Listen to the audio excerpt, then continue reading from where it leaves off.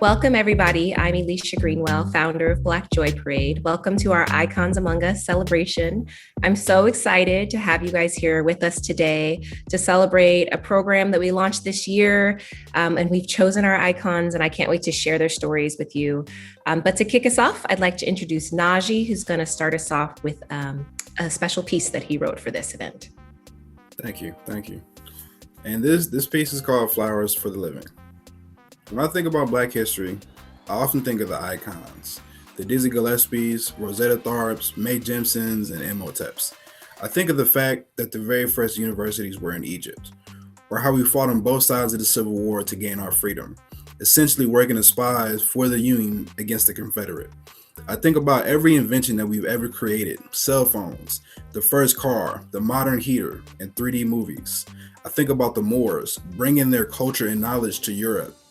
I dream of kings and Kandakes leading their people to the promised land, soldiers such as Hannibal Barca being whitewashed until their skin is as pale as polished marble, noses being removed from statues, music being created in dungeons that becomes internationally recognized as the greatest. I think about freedom, resilience, perseverance, tolerance, kindness, of generations of grandmothers passing down ancient wisdom to their children. Wisdom only gained by learning to thrive in the darkest reaches of humanity. I imagine what it must have been like studying the Meta-Neter of the Egyptian mysteries. I think of the silent trade in ancient Africa, also known as Al-Kebulan, where two tribes who didn't speak the same language could trade fairly and without conflict.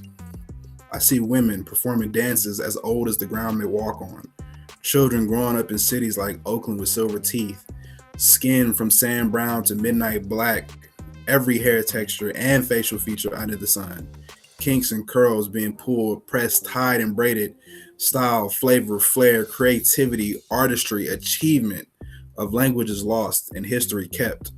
Sankofa. I think of beauty like looking into the creation of the universe itself.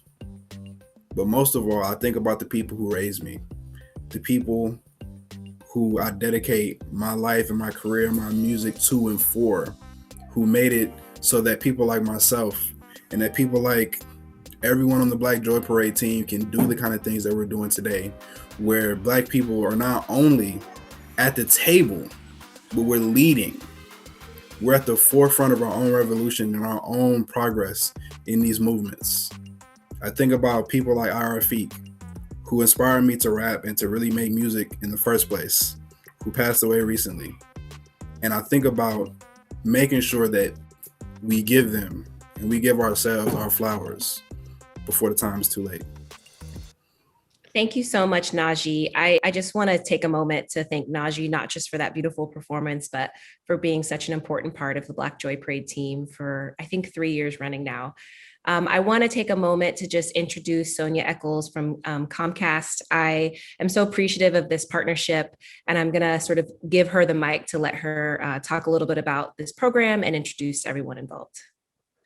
Oh, thank you so much, Alicia, for the warm welcome. And good evening and welcome everyone to the Icons Among Us virtual celebration and panel discussion. Like Alicia said, I'm Sonia Eccles, VP of HR for Comcast in California, and I'm honored to be here with such accomplished and inspiring company. So Alicia, first and foremost, kudos to you and your team. I mean, you all have been doing amazing work in creating and growing such an uplifting organization with a beautiful mission. I am so moved to see how even in challenging times, I mean, we find innovative ways to stay connected and supportive of one another. And that truly is the essence of the work the Black Joy Parade team has done throughout February, like really making and holding space for people to celebrate Black joy together, despite the limitations of our current landscape. I appreciate that. We have a saying, Black joy don't stop. And it's something we've always said as an organization for 4 years, but obviously this year it became sort of a mantra for us. No matter what, we couldn't let Black joy falter. We couldn't let the organization falter. We couldn't let our mission falter. We had to figure out a will and where there's a will, there's a way. Absolutely, absolutely. Well, Alicia, I joined Comcast in 2019, but it's my understanding that the partnership between Comcast and Black Joy Parade goes back a few years. So can you share with us how that connection was made, and how has this partnership been with you and for you and your team? I actually think it's been since year one, which means that before the first Black Joy Parade, before the actual first big thing, which means faith, I think, and I'm really appreciative of that trust and faith. I actually don't know exactly how the partnership first started, how we were introduced, but I do know that along the way, it's always been very focused on a specific community. So in a few years, a few years ago, we started with a brunch, and it was really about how do we celebrate Black women and Black men and allow them a space to have really important conversations that they weren't having as a group, and then bring them together to have those conversations together. And that brunch was really, really beautiful. And then we evolved to think about, what do we do with Black owned business, small business? We had a ton of Black winemakers that I think people just didn't know that Black people made wine. That was an industry we were in, but actually in the Valley and in California, there's quite a few, more than a dozen Black winemakers. And so with your team, created a beautiful space to celebrate those winemakers, celebrate their passion, their commitment, and their small business. It's obviously challenging to be a small business, let alone a small Black owned business. So that was really beautiful. And then Icons Among Us has just been an evolution from that. So it seems like every year, there's a community that we really want to elevate and celebrate. And Comcast has just been an incredible partner on that journey. Well, that's great. I know that over the years, the commitment of our Black Employee Network, which is one of our employee resource groups, has been vital in our participation in the annual parade and festival. So also, I think TV One has been our programming partners, and they've collaborated with us beautifully in our engagement with the community. So we are certainly looking forward to reconvening as soon as it's safe. Yeah, absolutely. And, I just want to give a shout out to you guys' team. I think there's a lot of people that approach Black Joy Parade about partnerships with their own ideas of what they think our community needs.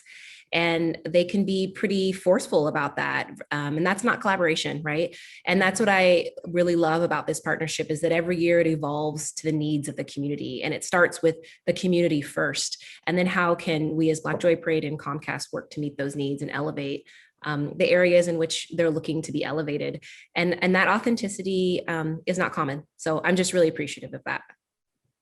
Well, thank you so much for that. We enjoy our collaboration as well. So I want to segue a little bit into why we're here today. The Icons Among Us initiative. This is brand new. It's my favorite. So talk to us a little bit about the origin story. I mean, how did this come to be? So, the summer was the summer. And when George Floyd was murdered, there was a lot of, I don't even think I have to tell you, but a lot of bandwagoning, I guess. That's not a word, but you do know what I mean.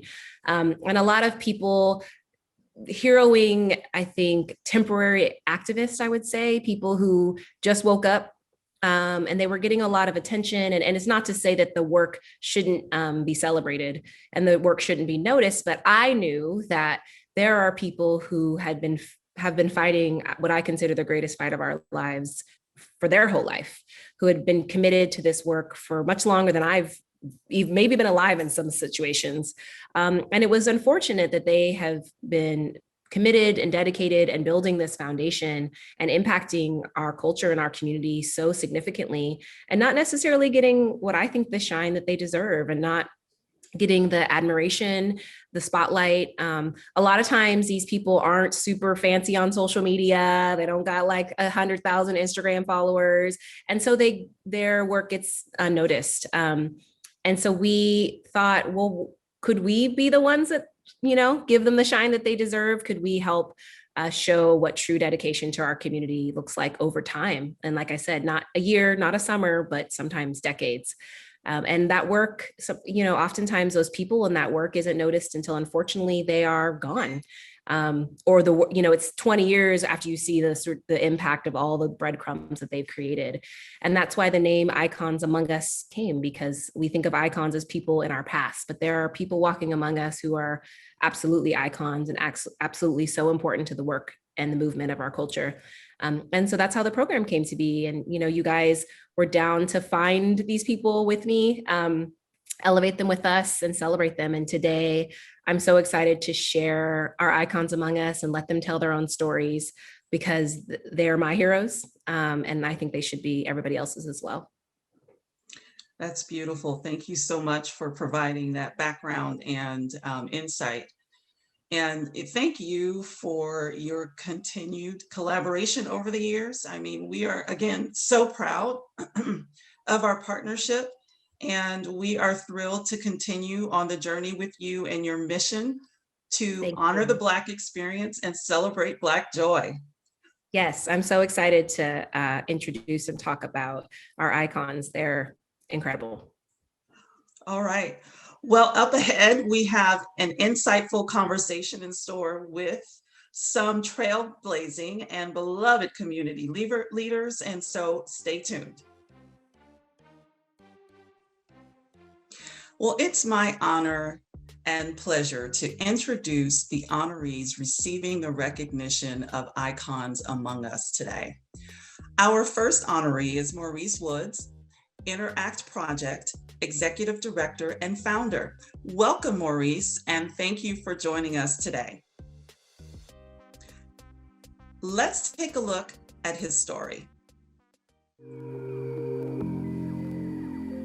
The specifics in the line of work that I do tend to be centered around how do we empower communities of color to understand the importance of and the opportunities that exist in the design or creative industry. The speed bumps and yield signs that I tend to come across in an organization are really centered around how do we teach communities of color about the importance of design in their lives. It's really our job to really sort of tell the story, the whole picture, that our organization isn't just education, that we're looking at all these different oppression types that people of color come across, and there's different barriers that bind people of color from actually achieving and getting access to opportunities. And so we try to break down those barriers.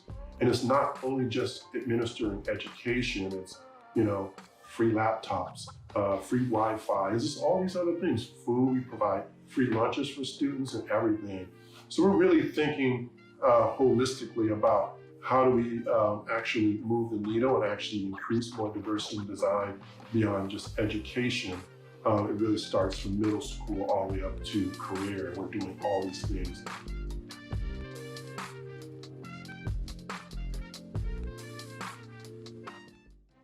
Our next honoree is Kathy Adams, Oakland African American Chamber of Commerce President and CEO. Kathy, what a pleasure to welcome you to our conversation. Let's watch Kathy's story. My specifics of my activism is around a collective, meaning the community. I was driving today and I thought about the work that I do around helping this foundation that I've been helping for, 15 years, working with the youth, disadvantaged youth, around the holidays, making sure the kids get what they need because some of them have been displaced. It's even going to clean up around the community or working around health. It's not one thing for me. I am truly an activist when it comes to caring for my people, being able to deal with the health disparities, whether that's me working and doing Sisters Getting Real about HIV and AIDS. That's something that I actually started within the National Coalition of 100 Black Women. You talk about what gets you up in the morning. I almost feel like trying to make sure I keep my emotions intact. what gets me going when I wake up in the morning is knowing that not only am I gonna change my life and do something great, but I'm gonna help people. That it is my pleasure to serve you.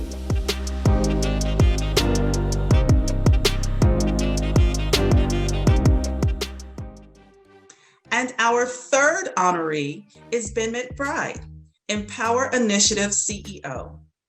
Ben, welcome to this evening's celebration and panel, and thank you for joining us.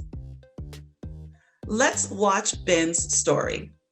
Well, what's specific to my work around activism is really about making peace. And how do we really make peace sometimes in ways that means that we have to dismantle unjust structures so that we can actually create the new kinds of systems that we need to have peace. It is about not keeping peace, which is really about preserving the status quo, but it's about making peace, which means actually reconciling parties that are in conflict. So some of the challenges that come up for us is learning how to hold what I like to call the radical middle.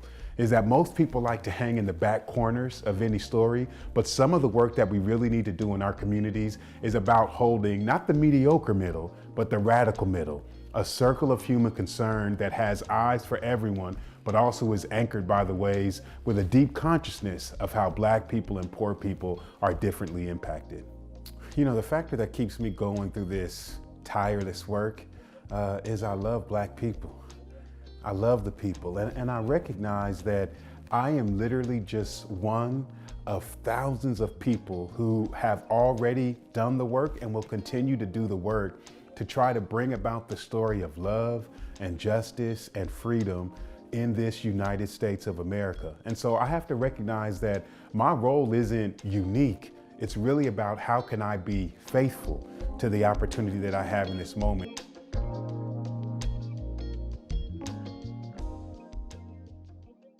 Maurice, Kathy, Ben, what compelling and moving stories you shared with us in these pieces.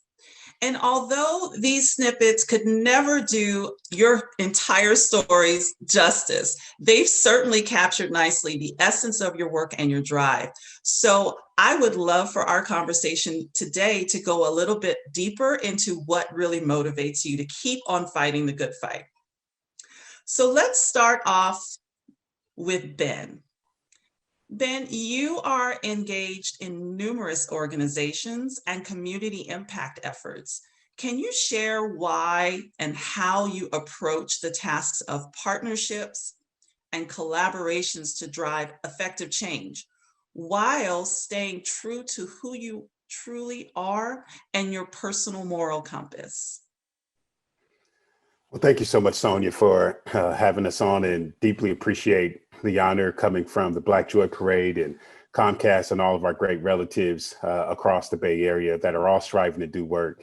You know, I show up in this conversation simply as a grandchild of a Black woman who decided to come from the Jim Crow South and relocate to Oakland, California, giving us a chance at a new opportunity. She had in her mind the vision of what it meant to have her children and her family be able to have a better life than the horrors of the South that they were facing on a daily basis.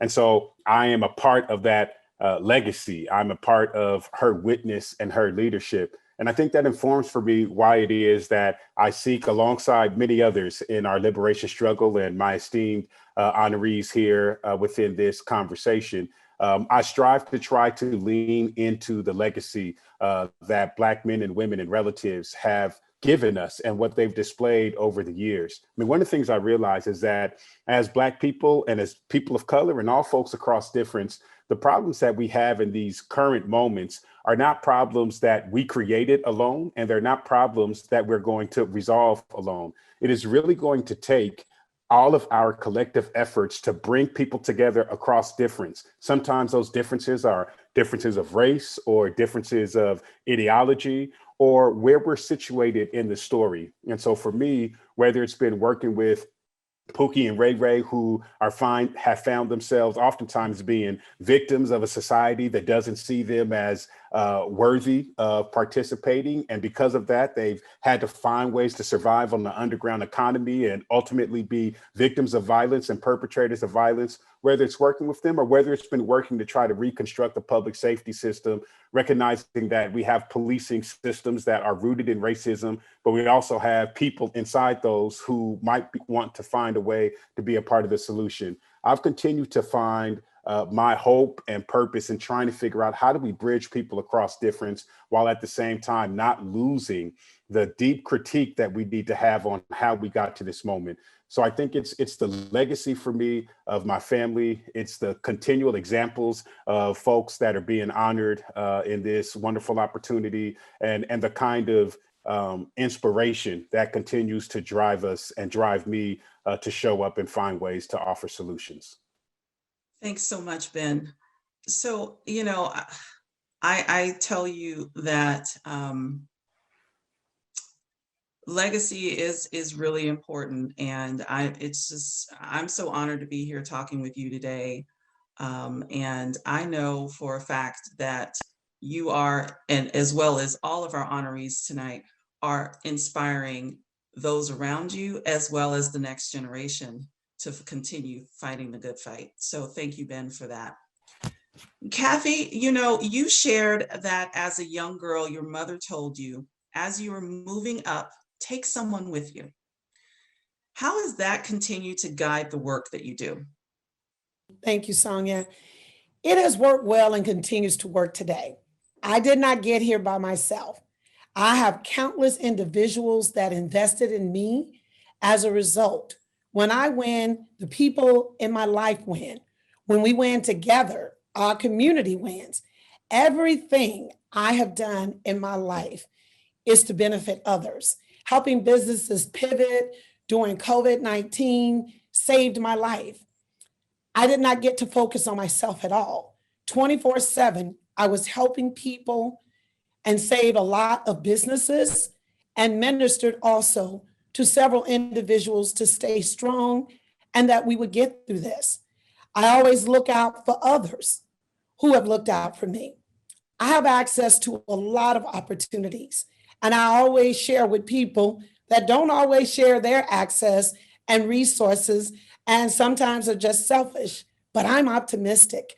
I feel eventually they will get the message and give back to others one day. It has paid off for me, listening to my mom. And just in closing, Madeleine K. Albright said, there's a special place in hell for women who don't help others. So when you go, take someone with you. I love it. I love it. And thank you for your servant leadership and your commitment to taking others with you. And you're right, when one wins, we all win, the community wins. And so I think that's really important for people to hear. So Maurice, you work at Interact Project, and the work that you all are doing there is engaging the youth in STEAM. And so you're inspiring and helping in their development. How has this younger generation you've engaged with inspired and taught you? I think the inspiration that I find from the young people that I worked with for many years is actually not necessarily rooted in the fact that they are taking our courses and learning about design, but the fact that they are becoming individuals that are responsible for carrying the culture through their work. I tend to always try to communicate to young people that they are the future, and the work that we do with Interact Project through graphic design is really about Black people controlling the visual narratives that we see. We live in a visual culture. We tend to adopt ideals and things that we see around us. And design is everywhere. From the time you wake up to the time you go to bed, you're interacting with something someone has designed for you.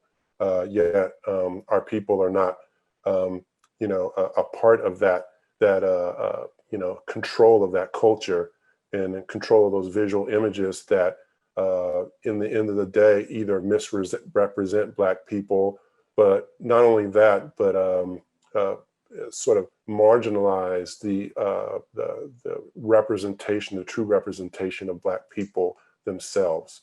So the work that I see that students are doing is inspiring, because I'm starting to see a lot of our students that are not only designing, but thinking about, like, how do I start initiative or use my skills to empower my community in very powerful ways. I also see them starting to understand that it's not just about trying to get a job at a big tech company, but to create one. And I think that that is a powerful movement that for a long time we've struggled with, because, we go to college, we go to school, and we say, okay, at the end of that, you're going to get a job. And what's happening now is it's like, we go through all that process and we still can't get jobs. And so I want us our kids to really understand that, yeah, if you want to get a job, that's fine, but you should also be thinking about how you can create your own opportunities. And by having the skills to be able to do that, that gives you the leverage to be able to make your own decisions about what you want to do with your own life. And that's what inspires me. That's great. Maurice, I think a couple of generations ago, entrepreneurship was in, and somewhere along the line, it changed into getting a job, right, and working for someone else. And so, thank you for inspiring all of us to think differently about the opportunities that we can create. So, Kathy, I think we're going to continue asking a question about the younger generation. You talked a little bit before about all of the community-centered work that you do, and you've had lots of successes. So for the younger generation that's tuning in, what nuggets of wisdom and words of guiding light can you impart to those people watching? Well, thank you. And that's so important, because I think about the mentors that I've had in my life when I first started out, and truly I wouldn't be in this seat if I didn't have them. So what I would say to you all that are tuning in, there is value in all people who have been on this earth and have experiences that you don't have. So I would encourage you to embrace all generations in the workplace. I have a lot of young, mature friends, mainly because I love to dance and hit the clubs before COVID-19. But the reason I hang out with them sometimes is because they get it and they understand how relationships are built. And they know, hanging out with me, I will constantly push them to their highest limit. One of my mentees is 23, soon to be 24. I met her in Positive Step program, which is a program of the 100 Black women, when she was 12. She has a degree in political science and economics. She worked with me over the summer a few years ago. While she wanted to be an event planner, I told her to follow her degree and she could do political events and work with lobbyists. A friend of mine met her and really liked her. The whole time I was promoting her as a part-time worker, because I knew if she was rolling with me, someone would hire her because they knew that I had good work ethics. So the short version is, my friend ended up hiring her. I took my mentee to dinner and I explained to her that you got the job because the person respected me, and plus I could not pay you the top salary. So she worked there for 2 years with COVID. She resigned now, and she's working as a community engagement specialist for a politician. And why did her new boss contact me looking for her? Because he had met her over the time when we were working on projects too. So basically the job was hers. So I have a bunch of stories like that, but I'm just saying to you, respect the game, respect the process. Imagine the possibilities of being respectful. Everything you need and want will come to you. Ron Busby, president of U.S. Black Chamber of Commerce and a native of Oakland. I've known him for over 30 years. He contacted me and asked me, which I'm very excited about, last week, was asked to be a part of the conversation for the American Rescue Plan with Vice President Kamala Harris on Zoom. And I said yes. And then when they talked about, would you like to ask the question? I said yes. So I'm only saying that to you, relationships, protecting those, always respecting people for what they give to you. There are enormous possibilities and they will always come back. And finally, embrace your knowledge, embrace your power and your skill set. Keep it moving. But now, because I'm the senior one in the building, just don't get cute. Great words of wisdom, Kathy. You know, we all have to make a choice to walk in our power, right? We've all been given that ability. So thank you for that. And Kathy, I'm going to give you a follow-up question. How are the new generations of community leaders, particularly Black women, inspiring you right now? Most of the new leaders, I have worked with them in some capacity, and watching them grow and prosper inspired me. I'm already doing a lot, but when I see some of the young women achieving greatness, they make me want to do even more. During the time of COVID, when our businesses were struggling and had so much to go through during the pandemic and all of the lost lives, the young women like Taylor J, who's an entrepreneur, called me every day, inspiring me. I said, I don't know if I can do this. I've made this commitment. I've told these businesses I want to help. She was there to push me. Then finally, you got women like Candace Elders doing an amazing job with our homeless issues and inequalities. Sharita, the chief of staff of the mayor's office, we're working together on disparities in Oakland as it relates to Black-owned businesses getting contracts and not getting them due to systemic racism. It's those young women that keep pushing.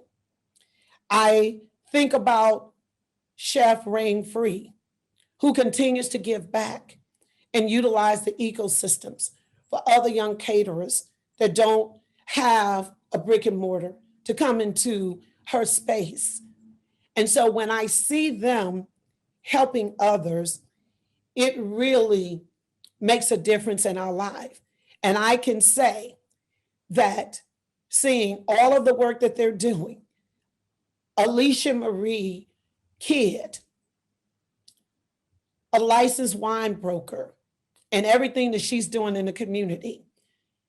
I asked her as a young person to join the board of directors for the African American Chamber of Commerce, because without these young women and without these young leaders, they are our leaders for tomorrow. And I have to always go back to sitting in this seat and being a recipient of this award today. It means a lot. And I just have a responsibility to continue to mentor these young women to make sure that they get what they need, because they are the future that's going to be what we need to keep going. I'm sorry, I get so emotional sometimes. Thank you. No, thank you so much, Kathy. That's beautiful. Ben, you know, your video drives home a message of creating your own peace and challenging the status quo. Can you expand on why this is so important to the mission of creating more space for Black joy to thrive? Absolutely. You know, Black people, we deserve the right to be happy. We deserve the right to be free. Black people deserve the right to be peaceful. We deserve the right to be seen in all of our dignity. And I think it's important for us to recognize that we must be consistent in the work that we do to challenge racism and bias and the way in which anti-Blackness shows up in a variety of different public systems and in the private sector to ensure that Black people have the opportunities for self-determination and the opportunities for peace. You know, I think it's important for us to recognize that we stand in a long line of legacy of Black people who have continued to push against the status quo, who have committed themselves to making the comfortable uncomfortable and making sure that those who are afflicted are receiving relief. That has been a part of our legacy. And I think when I think about Black joy, I think about the resilience that's been within our story and the commitment that we must have to one another until Black folks are free, and none of us are free unless all of us are free. I think one of the things that's also important for us to just hold that as Black people, because of the history of racism in this country, we have been closest to the problem. The blessing of that is it also makes us closest to the solution, to borrow the line from our dear brother Glenn Martin from New York. And so I think we must be thinking about, how do we live out the solution? How do we live out what the promise of this country can be, recognizing the deep pain of its colonial past? And we must, as we pursue our own joy, we'll continue to write the new narrative of what belonging looks like, of what peace looks like, of what community looks like. And so I think Black Lives Matter can't just happen or be a slogan whenever we have one of our loved ones who is murdered at the hands of the state, but we must ensure that we model that Black Lives Matter by the way that we love one another, by the way that we have joy, by the way in which we pursue our dignity, and by the way in which we look out for one another. I love that. You know,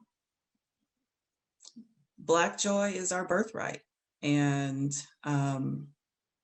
I love the fact that you are getting the message out there that it is important and we have to continue to create space for that.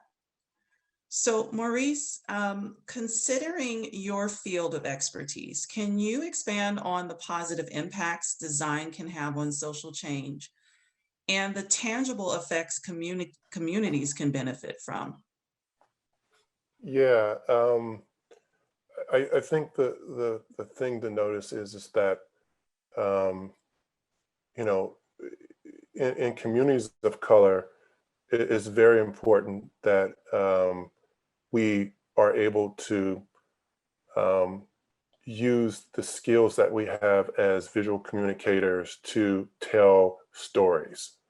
And our past and our future are all sort of intertwined in terms of being able to tell the story of where we came and where we are now. And when it comes down to social causes and initiatives, the work that I really try to sort of communicate across, not only through the programs, but the work that I do, is a sense of pride and ownership and love and self-worth and representation. Because again, to my earlier point, we are living in a society where we're used to seeing things about ourselves that are not always the true representations of who we are. And so as we go into the fight of sort of these social causes to move our culture forward, it's very important that we are representing not just a portion of Black life, but the true depiction of Black life, and uplifting that message across many different types of media and social outlets. I think that you know, the difficult part in, you know, the work that I have to sort of do sometimes is really understanding how you know, the visual representation can often be a you know, used in sort of a in a difficult sort of way, or a more complicated way in terms of communication, because I look at things like you know, police brutality in the community, and again, you know, I speak about this all the time about how again, the visual message really sort of resonates with those types of things, because, you know, police that are policing in our communities don't live in our communities, right? So what they're seeing is what they think are representation of all Black people. So when they come in our communities and they're policing, from a social psychology standpoint, they tend to associate truths that are not true. And so if you don't have the true depiction of the way a group is or a person is, then you're going to misrepresent, or you're also going to see things or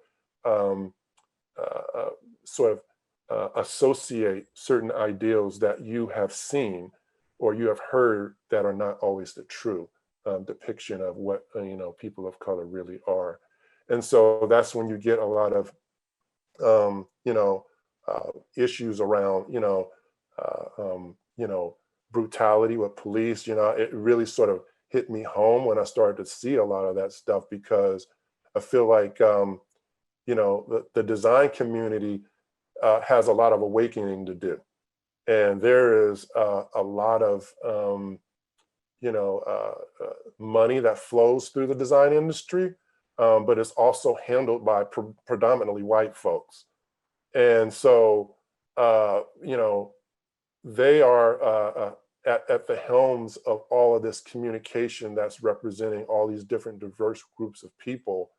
And when we don't have the wheel behind there, we're not in control, or we're not having our say-so of the true representation of what Black people are. People are getting a jaded experience on who we are. And so that gets represented in this sort of systematic institutional racism that we see, where people are seeing or hearing and associating these depictions about people of color that are not true. And then they're passed down generationally. And so it's really important that we take some sort of ownership. At least that's what I try to communicate a lot with the partners that I work with in design, is we take ownership to make sure that we're being responsible by not only depicting the right picture of people of color, but we're also doing our job to make sure that there are more people of color that are getting these jobs and at the helm of this true representation of Black life. So yes, I think when you talk about representation, visual representation is important as well, being able to control that narrative so that people really do get a good view of what it means to be Black in America, and not walk away with certain assumptions because all they see are certain visual representations. So thank you for that. And thank you for educating people as well, and challenging folks to think differently. Yeah. All right, so this next question is for all three of our icons.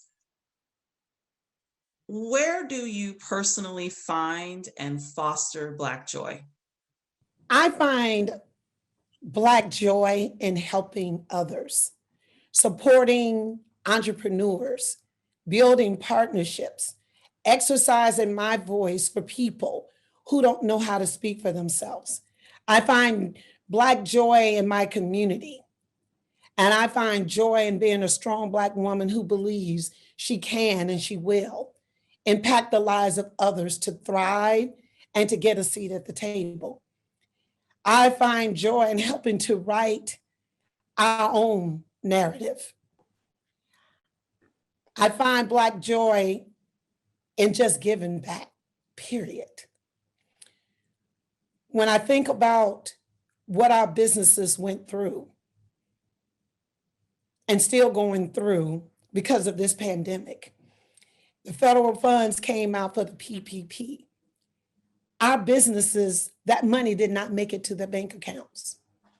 So I found joy in working with a collective, with the Chamber of Commerce, to raise over $1.1 million to give our businesses grants, not loans, from $2,500 to $10,000. And I'm praying and asking for prayer that I can make the decision to do Resiliency 2.0 to help our businesses again. We understand what we're dealing with. But as I think about, Pastor McBride, we deserve to have peace, and we deserve to have everything our communities deserve. So I find joy and happiness and peace when I'm able to continue to spread that love and joy to others, to let them know that they can and they will. Yeah, for me, where I find Black joy in my own life is I find it in the wonderful Black woman that I get a chance to be a partner to, my wife of 21 years. I find Black joy with my three Black beautiful daughters who are amazing and running my life at the same time. I find Black joy in that family and in relationships. And I find a lot of joy in just being Black. When you say Black joy, I think of the prophet James Brown's words, say it loud, I'm Black and I'm proud. To be Black in this country, to have survived all of the hell that has come our way, and to still have a smile on our face and some resilience in our spirit, and the ability to put our Air Force Ones on the concrete and march for the work that we need to do, says to me that there's some joy in that. I find joy with Black people because when I look at us, I look at power, I look at destiny, I look at resilience, and I just think we are a beautiful people that continues to show in our very existence that nothing can destroy you with the help of God and with the commitment to one another. Man, amen to that. I see Black joy in Black people having freedom. And what I mean by freedom is just being able to just be yourself, being able to just, regardless of whatever situation and whoever you're around, to feel empowered to accomplish what you want to accomplish in life without feeling like there are some reservations about what I can and cannot accomplish. To me, that is, a lot of the goal that I like, my kids that I work with to have is just not have to worry and think about like, man, can I actually do this? What's going to happen if I do? What are people going to think about me? Or what are these other barriers that are going to block me from being able to achieve what I really want to achieve in life?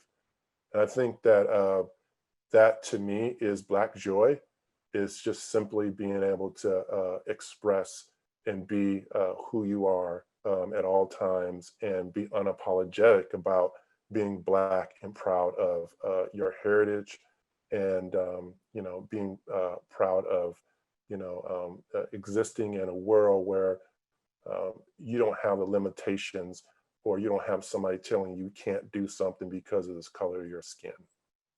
I love it. I love it. Thank you all for sharing that with us. So part of the Icons Among Us recognition extends a $5,000 contribution made in your honor to a nonprofit of your choice. Can each of you share which organization you chose and why? I can go. I chose East Bay Soldiers. They are actually a basketball team. I'm a basketball guy, and the reason why I really was compelled to help them is because I see them as an organization that they're doing good works. They're trying to do what they can to sort of help young kids, obviously play sports, but they think beyond just that. They're actually trying to help them become, young adults. And they often have a hard time trying to find money and raise money all the time. I know there's a lot of sports organizations, and it's just oftentimes tough. The parents do what we can do to try to support. But I wanted to be able to provide them with, some resources that can help them, provide other resources for other kids. So that's the reason why I chose them. I chose Live Free National, which is operating in the Bay Area throughout California and our country, which is a national organizing movement to end community violence and police violence and the scourge of mass incarceration in Black communities. They're an organization that is about getting people of faith and loved ones who are closest to the pain, formerly incarcerated relatives, to all work together to change the systems and structures that ensure Black people can be free from this historically racist criminal justice system. I've got a chance to be a part of that organization and be a part of volunteering and lending my time over the years. And I know that there's so many wonderful mothers and from the church and preachers and loved ones from the community and folks that used to be involved in violence that are all working together, young people and millennials, to try to find ways to create peace in our communities. I love the Live Free work and continue to support. I chose BWOPA Training Institute for Leadership Enrichment. As you all know, I wear a multitude of hats and champion a number of causes. What I've learned in my journey as an entrepreneur and small business leader since 1990 is that partnerships are key. It has been well over 20 years that I've been in partnership with BWOPA's Training Institute for Leadership Enrichment, affectionately referred to as TILE, and most specifically, it has been in collaboration with Powerful Women of the Bay, annual gathering of dynamic women, honoring them during Women History Month. The mission of TILE strategically aligns with my mission and vision for the Powerful Women of the Bay, which is to empower, uplift, and recognize women and leaders in all social sectors. So with that said, I'm just proud to be honored to receive this icon among us and the recognition to be able to support TILE. Thank you. Thank you all. And I just want to say that I'm sure each of those organizations will be grateful for the support and your commitment to continue to help them be successful. So tonight's underlying theme for the event is partnerships and collective care. And so for those in the audience that may be wondering, you know, how do I partner with these wonderful icons among us? What can I do? Are there any concrete calls to action you'd invite them to consider to help drive your respective missions? I'll go. I think the direct call to action is folks can visit our website. It's interactproject.org, and that's spelled INNERACT project.org. And there are a variety of opportunities that exist there, either from donations. We're always looking for that. So that's there. But if you have some skill in graphic design or product design, industrial design, and you'd like to give back to kids in the community, there are links on there where you can get involved and you can find, causes or programs that you can, you can attach to and contact us through that. So, and I should say, like, if you are interested in partnering with us, you can also send us an email at partnerships@interactproject.org. Okay, first and foremost, in terms of volunteer and support, we need to drive a message home to our Black communities to take the vaccine. This was the final word from the Vice President of the United States, Kamala Harris, that she said on the briefing call that I participated on last Friday. So this is very important. So the Black Chamber of Commerce will be partnering with the city of Oakland to promote these efforts. So we'll need volunteers there for the outreach. And also, some of our member businesses at the Black Chamber of Commerce need more technical support. Simple things like a basic website, social media pages. During the pandemic, it hurt a lot of our Black businesses by not being on social media. And so if we have any individuals out there that want to donate some of their time and to do, a webinar or just something where you can kind of help them with the basic, that would be great. I always feel like giving back, we still need to, all of our entrepreneurs need money too. So I do have little small grants that I can make available that if you donate some of your time to help these businesses kind of onboard them, that would be great. Also, the Black Cultural Zone, we work with CJ Johnson out there in East Oakland. They need volunteers all the time. And so you can reach out to us at oaacc.org, and we value your time, we value your support. And then if you have a business, we can also help you promote that to people that can actually pay you for your service. So you give back, and then we give back to you. Thank you. I will say to all of our friends out there that the wrong first question is what do we need to do? The right first question is who do we need to become?